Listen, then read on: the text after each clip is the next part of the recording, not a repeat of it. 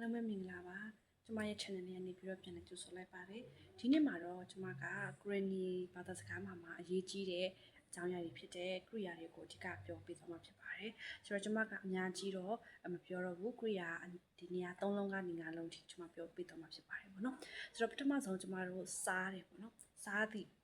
ကိုဆိုရင်ကျမတို့က Granny လို့ဆိုရင် A လို့သုံးပါတယ်A လို့သုံးပါတယ်လွယ်လွယ်လေးပဲဖြစ်ပါတယ်ကျမတို့ဒီအင်္ဂလိပ်ဘာသာစကားဒီ A လို့ပြောလို့ရတယ်လို့မြန်မာမှာဆိုလို့ရှိရင်လေA ပေါ့နော်A စကားကမြန်မာမှာလည်းကျမတို့သုံးကြတယ်ပေါ့နော်ဆိုတော့စားတယ်ဆိုလို့ရှိရင်ကျမတို့က A လို့သုံးပါတယ်နောက်တစ်ခုကကျတော့ကျမတို့ကတောက်တယ်ပေါ့နော်တောက်တယ်ဆိုတာကရေတောက်တာပဲဖြစ်ပေါ့နော်တခြားအချွေတစ်ခုခုတောက်တာပဲဖြစ်ကျမတို့က O လို့သုံးပါတယ် O လို့သုံးပါတယ်ဆိုတော့ဒါတွေလည်းအရင်နဲ့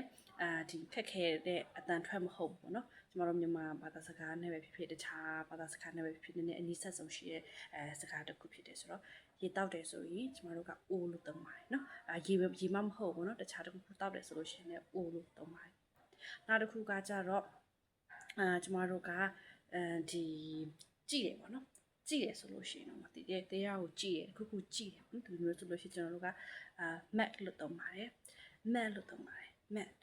ဒါနည်းနည်းလေးတော့ခက်မယ်ပေါ့နော်ဒီပုံမှန်ဆိုလို့ရှိရင်ဆိုတော့ map လို့ကျွန်တော်တို့သုံးပါတယ်နော်ဆိုတော့သူရဲ့အတန်ထွက်ကတော့ဘယ်အားနဲ့အနည်းဆက်ဆုံးတူမလို့တော့ကျွန်မလည်းသိချမသိဘူးထားပေမဲ့ကျွန်တော်တို့အများပြောကြည့်မယ်ဆိုရင်တော့ဒါပို့ပြီးတော့ရတော့မှာပေါ့နော်ဆိုတော့ကြည့်တယ်ကိုကျွန်တော်တို့က map လို့သုံးပါတယ် map လို့သုံးပါတယ်နော်ဆိုတော့နံပါတ်၄လုံးမြောက်ကကျတော့ကျွန်မတို့ဘာပြောမလဲဆိုတော့ဒီသွားတယ်ပေါ့နော်သွားတယ်ဆိုလို့ရှိရင်ကျွန်မတို့ကကြည့်လို့ပြောပါတယ်ကြည့်လို့ပြောပါတယ်နော်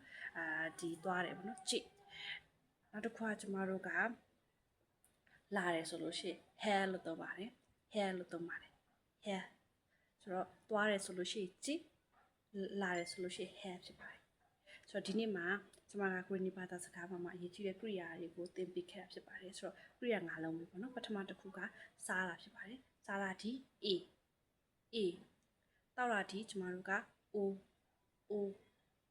နောက်တစ်ခါကျွန်မတို့ကြည်တာမြင်တာဆိုလို့ရှိရင်ကျွန်မတို့က met နံပါတ်၄ကတော့ကျွန်မတို့ဒီခုနကကျွန်မပြောသွားတဲ့အထဲမှာလာတာပေါ့နော်သွားတာပေါ့နော်သွားတာဆိုလို့ရှိရင်တော့ကျွန်မတို့ကကြည်လို့ပြောပါတယ်ကြည်လို့ပြောပါတယ်နောက်ဆုံးတစ်ခုလာတာဆိုလို့ရှိရင်တော့ကျွန်မတို့က hair လို့သုံးပါတယ် hair လို့သုံးပါတယ်ဒီနေ့မှာတော့ကျွန်မကဒီ Granny ဘာသာစကားမှာနေ့စဉ်သုံးနေကြကိရိယာဒီထဲမှာကိရိယာ၅လုံးကိုမျှဝေပေးခဲ့ရဖြစ်ပါတယ်နောက်ရကြလို့ရှိရင်ကျွန်မထပ်ပြီးတော့ဗီဒီယိုတစ်လေးနဲ့ထပ်ပြီးတော့မျှဝေပေးပါမယ်အားလုံးကျေးဇူးတင်ပါတယ်